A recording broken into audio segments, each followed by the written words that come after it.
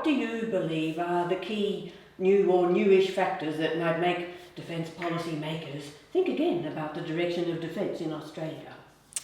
Fiona, there have been a number of really significant strategic developments on both sides of our traditional view of the world.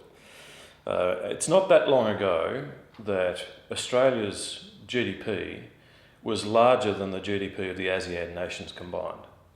Very shortly, Indonesia's GDP by itself will exceed Australia's GDP. The other ASEAN nations are following.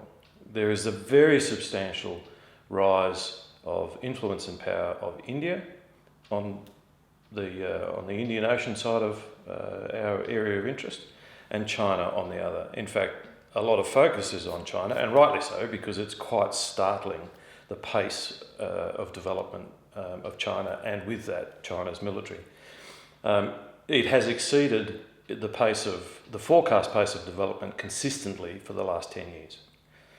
But India is often left out of the calculus. In Australia's sense, it's very much a part of the calculus, as is the relationship between India and China and how that might unfold, because there is going to be probably increasing competition between those two powers. And that's of direct relevance to us from a national security point of view.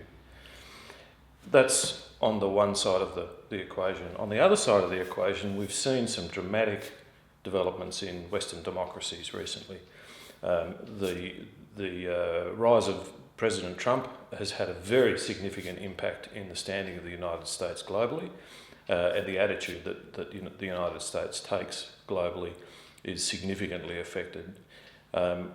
Brexit is a part of the same sort of swing to conservatism in Western democracies, and we've seen something quite similar here too, at a time when it's unquestionably the case that the nation has some economic challenges that it would appear perhaps are not yet being grappled with sufficiently. And then you overlay on all of that climate change and the impacts from a national security point of view, potentially, of climate change in our part of the world, particularly relating to the Pacific, where we're also seeing the presence of China being felt more significantly, although I would say recent research suggests not quite as significantly as perhaps we fear, but nonetheless there is more significant Chinese influence in a region which we have considered generally to be our backyard.